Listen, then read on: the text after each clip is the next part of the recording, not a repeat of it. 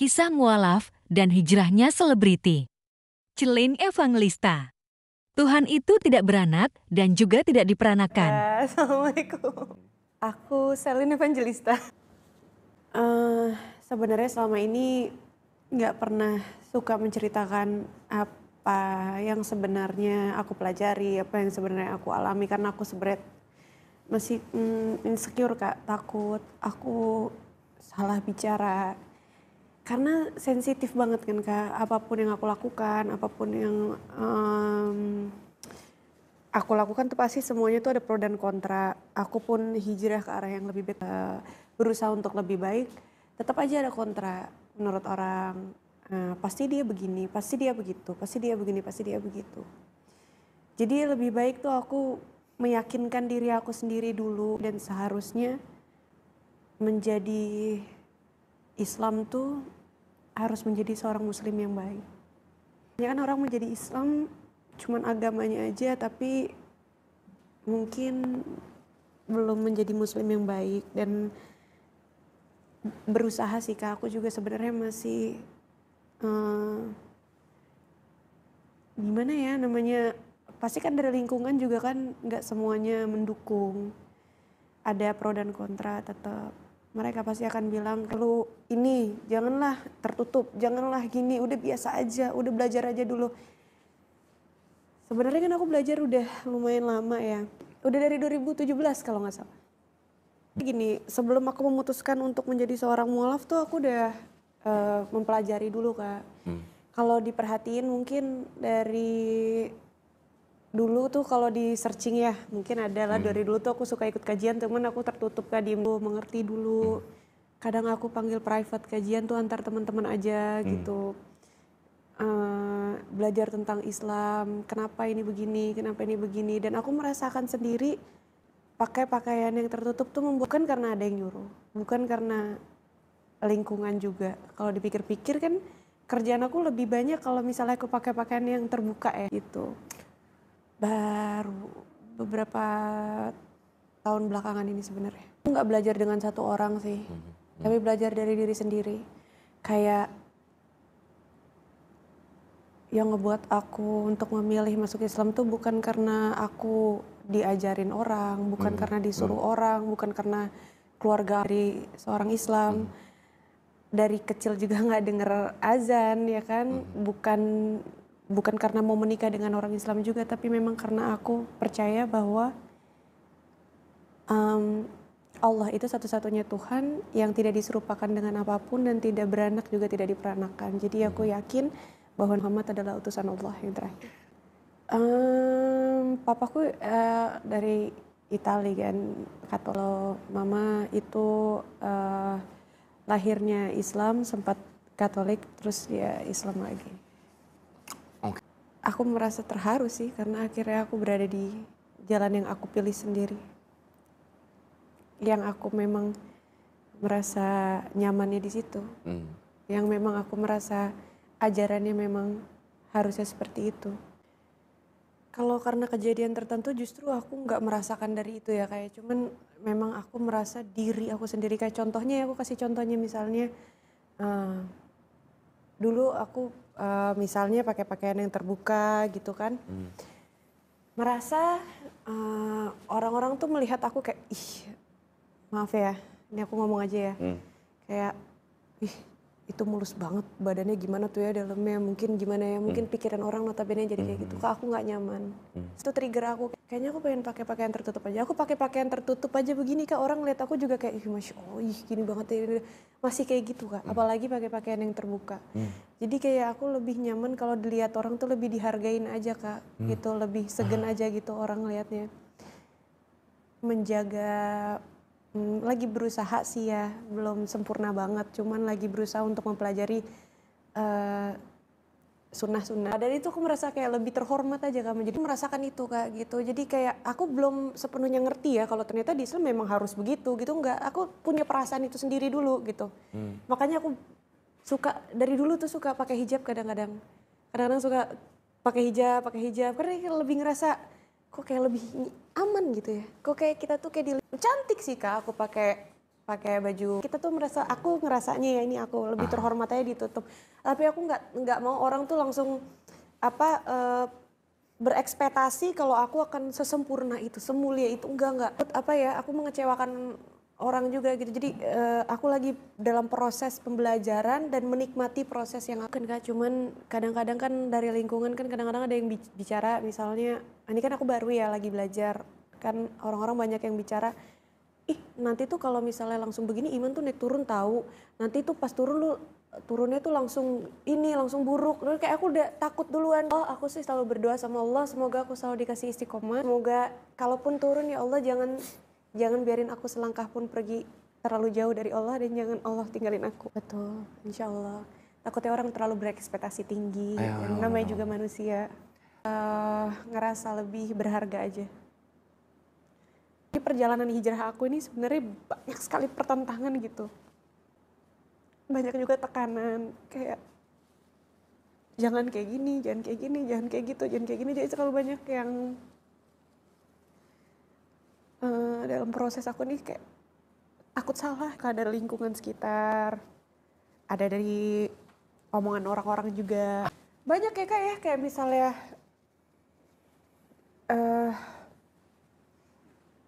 kayaknya jangan tertutup dulu deh, soalnya nanti susah loh kerjaan kamu, soalnya nanti ini loh jadi susah loh nanti kerjaan gak ada yang mau ini loh, gak ada yang mau gitu loh.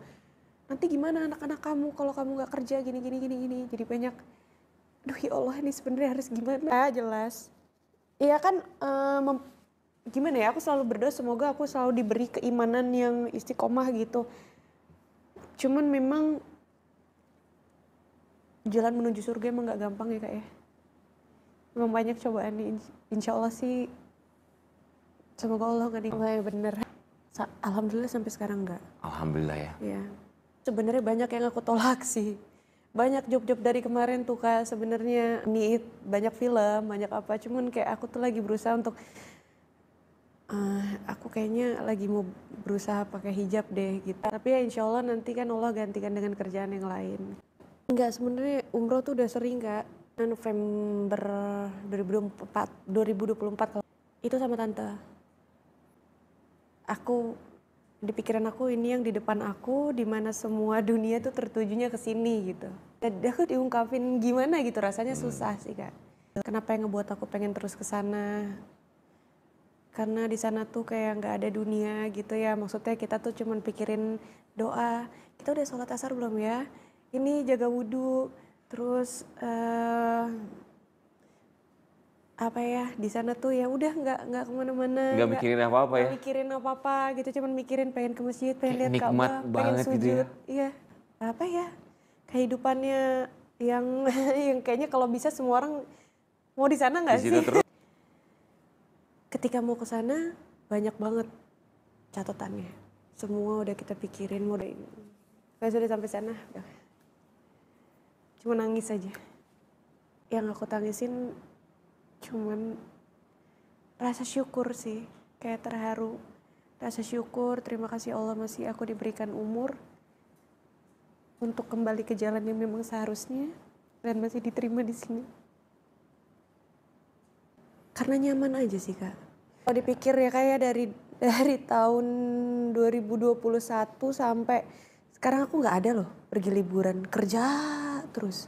Kak, aku misalnya teman-teman pada pergi ke Spanyol, teman-teman ke Eropa, yang biasanya aku setiap tahun selalu setahun 2 kali pulang ke tiap hari kerja, sehari berapa program misalnya kayak gitu. Iya. Kadang-kadang kita tidurnya di jalan Kak. Kadang-kadang kalau misalnya, tapi kan orang-orang ngeliatnya, banyak duit nih, pergi ke sana mulu gampang banget cari duit. Itu sebenarnya mikir nggak gitu kalau kerjaan kita tuh gimana gitu. Dari sekali pergi ke luar negeri, nggak sama sekali kemana-mana dari kerja terus. Kalaupun aku tidak memaksakan diri untuk pergi umroh pada saat itu dan cuti dari kerjaan, mungkin aku nggak bakal bisa kali Kak. Kerja aja deh, cari duit aja deh, ya nggak pergi-pergi. Ini kan aku akhirnya harus cuti kan. Ada beberapa kerjaan yang ditolak, ada beberapa ini yang harus, ya udahlah aku pengen di sana. Gitu. Dan emang niatnya tuh rencananya tuh pengen ngeberangkatin orang-orang yang belum pernah menjadi perantara perpanjangan tangan menyambungkan ke orang-orang lain tuh yang belum pernah menginjakan kaki di tanah suci, belum pernah sujud di depan Allah Kak, ada beberapa. Nggak ngitung Kak, cuman ada beberapa. Alhamdulillah. Iya. Dia lancar. Masya Allah. Biasa. Masya Allah. Seriusan? Iya, seriusan. Semuanya itu kan titipan Allah kan buat orang lain. Kamu tuh semuanya Kak, kejadian itu. Ada video tapi aku tuh nggak posting-posting sih. Terharu Kak. Waktu mereka lagi ada satu momen di mana rombongan itu mereka lagi pada tawaf dan mereka nggak tahu kalau ada aku di situ. Jadi aku tuh ada di salah satu di antara mereka tapi aku pakai cadar. Jadi nggak begitu ketahuan sama mereka gitu kan Kak. Jadi mereka tuh aku dengerin mereka tuh ngedoain nama aku Kak. Mereka tuh doain gitu. Disebut nama aku. Terus dia ya itu kayak gimana ya kayak dan sampai akhir mereka tawaf, sampai mereka sa'i selesai, mereka nggak tahu kalau aku ada di situ. Cuman pengen lihat aja sih gimana sih mereka pertama kali lihat Ka'bah, gimana pandangannya, gimana mereka tuh bawa, ada yang bawa ibunya, ada yang bawa keluarganya. Oh sekarang kan lagi mau bikin bisnis, insya Allah ya kayak doain ya kalau Allah mengizinkan pengen buka travel. Tapi ini baru rencana aku aja sih, minta doanya aja. Semoga kan yang bisa kerja dalam hijrah aku juga gitu Kak pengennya. Memang aku punya niat untuk memberangkatkan orang-orang umrah setiap bulan ya insya Allah dengan kita punya itu juga kan jalan untuk bisa ke sana juga setiap bulan jadi insya Allah nanti ya gitu ya insya Allah tapi doain aja. Aku pastinya nggak mau anak-anak aku merasakan apa yang aku rasakan dan apa yang adik-adik aku rasakan. Aku pasti ingin memberikan yang terbaik buat anak-anak aku dan alhamdulillah aku selalu terbuka sama anak-anak aku sih Kak. Dan aku sangat menghargai pendapat dan kritik mereka. Misalnya aku salah, coba usahakan menjadi yang lebih baik lagi. Gimana?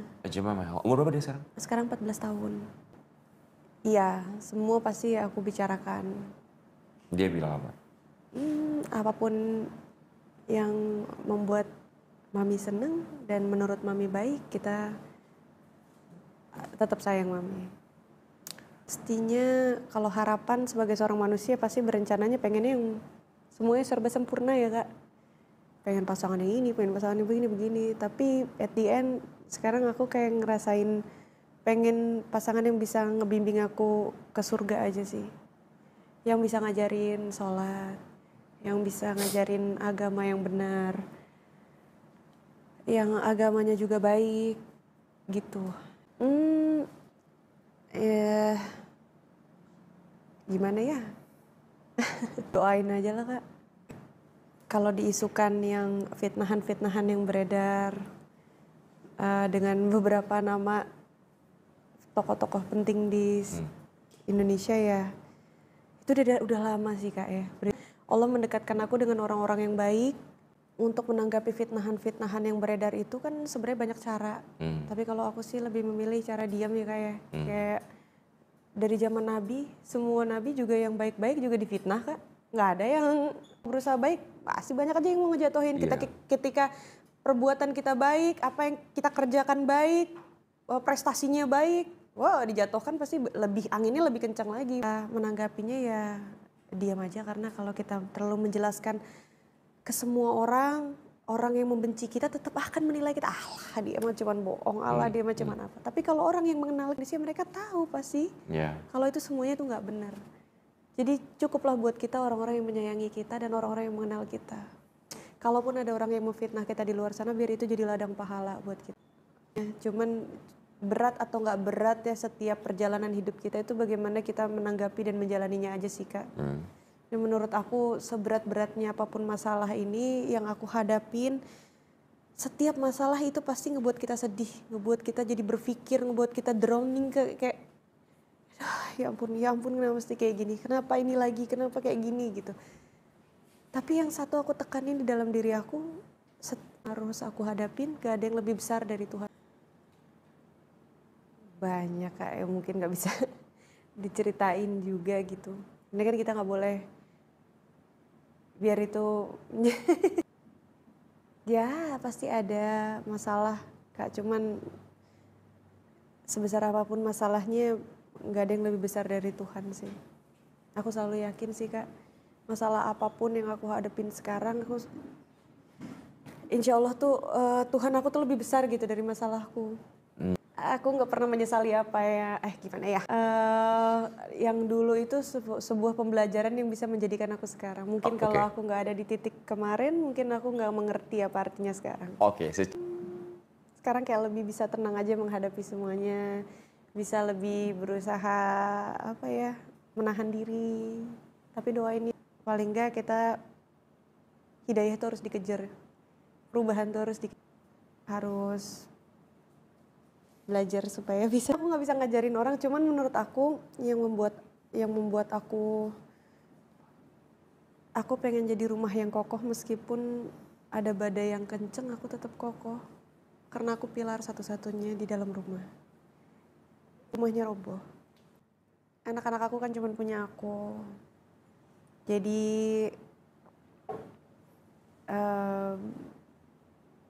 aku harus kokoh apapun yang terjadi biar aku bisa menjadi contoh yang baik juga buat mereka. Nggak bisa diartikan dengan kata-kata juga. Gimana ya kayak jantung aku, hidup aku, semuanya. Apapun. Kayak nggak bisa diartikan dengan kalimat. Gampang. Apalagi 4 dan adik-adik juga. Ya, gampang nggak gampang itu tadi sih Kak. Gimana kita ngejalaninnya aja. Kalau kita berpikir rasa syukur dan nikmatnya apa yang dilimpahkan oleh Allah kepada kita, mudah-mudahan itu kita mudah Kak ngejalaninnya. Tapi kalau kita terus memikirkan kekurangannya, akan terasa kurangnya terus Kak. Akan terasa sulit aja, gimana sih nih gapainya? Ini gimana sih kok nggak nyampe-nyampe? Kok ini di sini terus sih? Tapi kalau coba disyukuri, coba dinikmati, ya udah nggak apa-apa emang cuma segini. Jadi nikmat aja Kak jalannya, insya Allah. Aku bangga sih dengan apa pencapaian mereka sampai saat ini. Mereka jadi anak-anak yang membanggakan. Yang terpenting buat aku, pendidikan itu penting juga, cuman yang terpenting itu belas kasih dari hati mereka. Rasa kasih sayang terhadap sesama, terhadap keluarga, terhadap sesama, terutama ya yang paling penting adalah keluarga dulu kan, saudara-saudaranya yang ada di rumah, orang tuanya. Aku udah bisa curhat malah ke anak aku. Salah apa yang lagi aku, mami kok lagi pusing Kak, mami begini, mami begini. Mami, kamu tuh perempuan yang hebat, kamu tuh gak usah takut dengan masalah yang kayak gini. Masalah yang lebih berat aja kamu lewatin Mami. Masya Allah banget, kadang tuh aku peluk dia. Ya Allah bersyukur sekali. Mungkin melewati semuanya nggak mudah, tapi dengan kehadiran mereka membuat semuanya jadi lebih mudah insya Allah.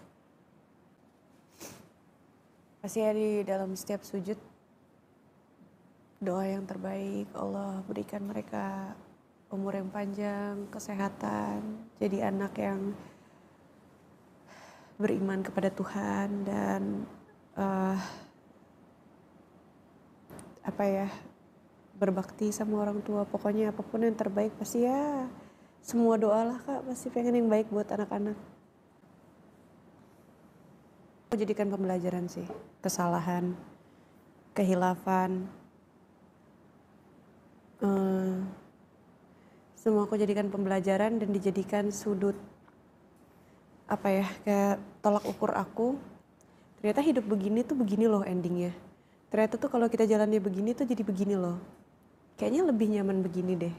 Kayaknya jalan di sini lebih begini. Jadi ditolak ukur Kak.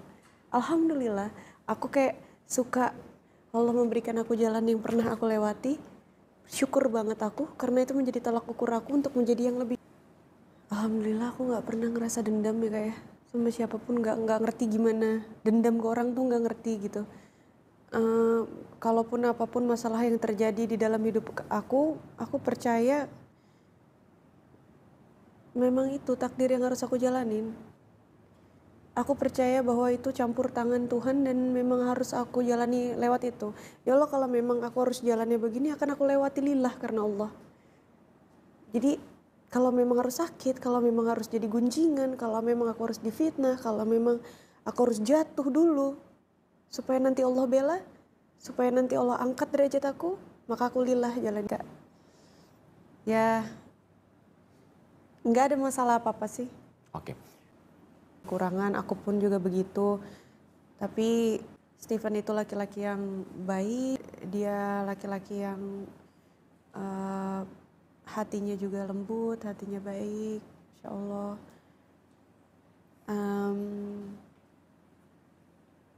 Nggak ada masalah apa-apa juga sama dia, insya Allah bisa saling mendoakan aja.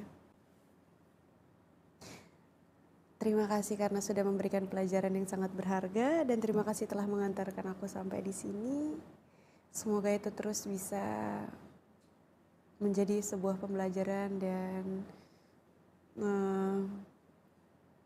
menjadi apa ya?